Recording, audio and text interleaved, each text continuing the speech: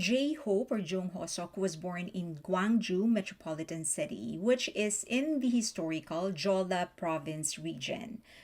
The closest Jung clan geographically to modern-day Gwangju in Jeolla Province is the Nampyong Jung clan.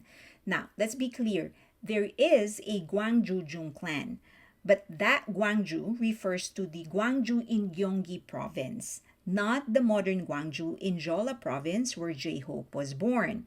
But before we proceed, let me do my disclaimer.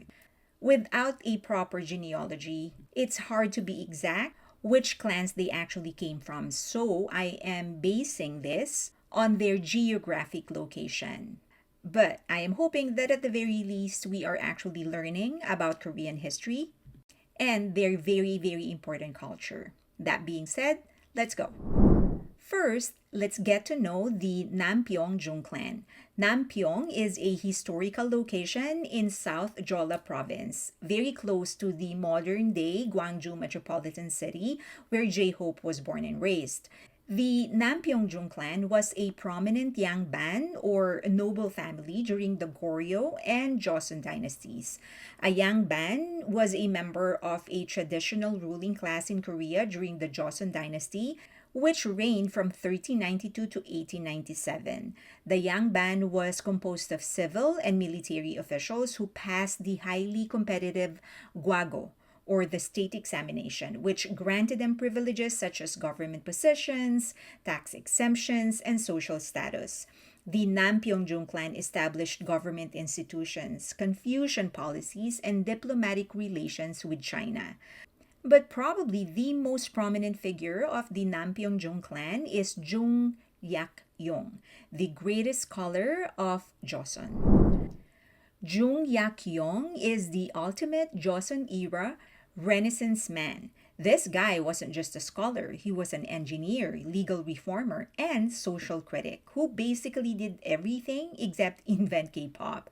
But let's focus on three of his coolest contributions. First, the Gumgang Suspension Bridge, engineering before it was even cool. So picture this.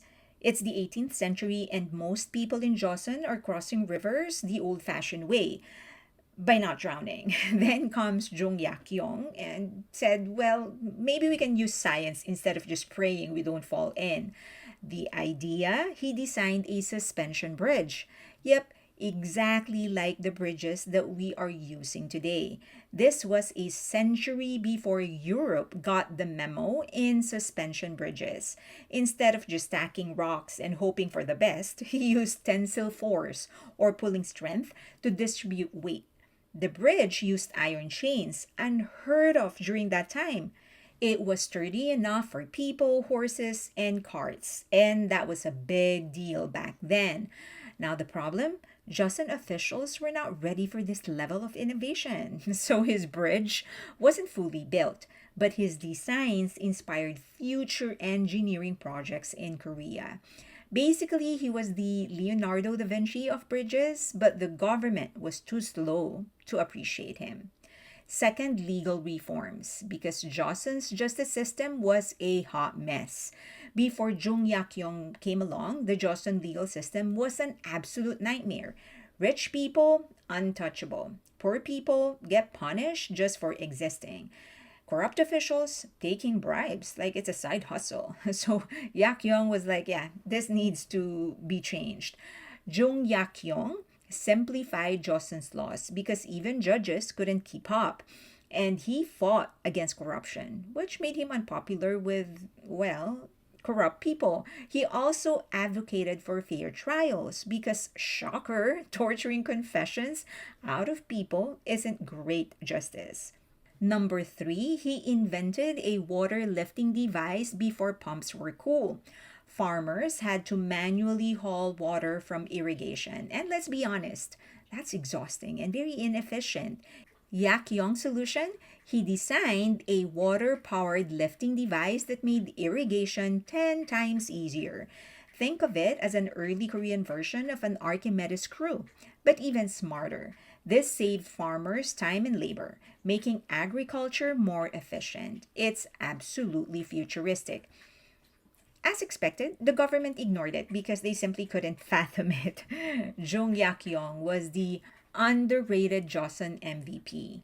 If Jung Yak-yong were alive today, he'd probably be running a tech startup or fixing modern bureaucracy. Instead, we just have to appreciate his genius from 200 years ago. Another prominent figure is Ju-wan, legal scholar and judge. Ju-wan was the Joseon dynasty's version of legal drama protagonist.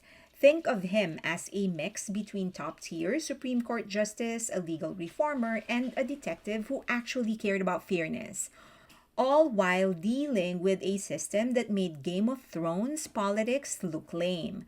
The legal system in Joseon was basically whoever bribes the judge wins.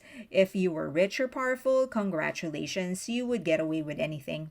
But if you were poor, well, enjoy unfair trials, forced confessions, and possibly exile and torture. Enter Ju-wan, who looked at this chaos and said, yeah, no, this needs to change. So what did he do? He took some notes from his ancestor, Jung Yak-yong. He simplified legal codes so even officials with the IQ of a boiled potato could understand the laws. He made sure laws were actually applied to even the nobles. Scandalous, right? He reduced torture based confessions because maybe beating people until they confess isn't the best justice system. And his legal reforms helped create a more just and structured legal system that influenced future Korean laws. But that's not all. He also took on corrupt officials. Joseon's officials were basically ancient corporate executives who loved bribery, power, and making life miserable for regular people. People in high positions could literally commit crimes and then change the laws to cover themselves. Ju-wan? Not on his watch. So, how did he fight it? He investigated shady officials and actually punished them. He exposed bribery schemes, and a lot of people didn't like that. And he pushed for honest judges, which was a wild concept during that time. He also stood up for the innocent. In Joseon courts, if you were accused, you were basically guilty until proven guiltier. Evidence? Just make something up. Public trials? More like public executions. But Jung Ju-won believed trials should be based on facts, not bribes or who you knew. So he pushed for actual evidence based trials. He stopped unfair death sentences because maybe people shouldn't be executed just because the local governor was having a bad day. And he advocated for appeals so that people had a chance to prove their innocence. Before him, the law was more like a weapon than a system of justice. He helped shift the focus towards fairness, making it harder for corrupt officials to just sentence people on a whim.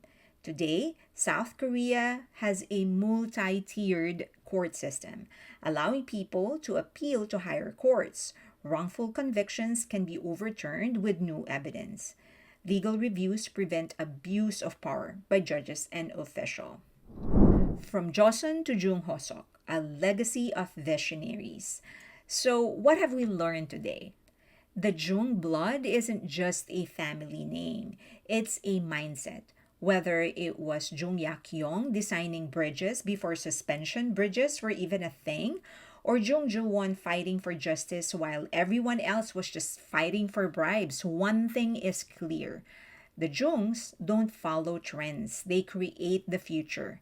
Fast forward to Jung Hosok, aka J-Hope, and the tradition continues. While the industry was busy pumping out bubblegum pop, Hobie pulled a jack in the box, literally dropping a raw, genre defying album that no one saw coming. Like his ancestors before him, he didn't lower the bar, he raised it, challenging the music world to level up or get left behind. So next time someone says J Hope is ahead of his time, just remember it runs in the family. Legacy isn't just about the past, it's about who's shaping the future. And Hobie, he's just getting started. I hope that was fun for you. I definitely had fun doing it, and I can do more. Let me know if you like these types of video. I'm trying to make it as concise as possible, but also entertaining. But I also hope that you are learning from them. Thank you so much. If you ended up liking this video, please give it a thumbs up, subscribe, and hit that notification button. And please share the video if you can. It's really helping my channel. Also, follow me on X or on Twitter and on Instagram, and also follow me on Patreon. We do have a free tier just in case you want to try things out. Lots of great discussions happening there, not just about BTS, not just about K-pop, but about movies, TV shows, and books. I'll see you there. Thank you.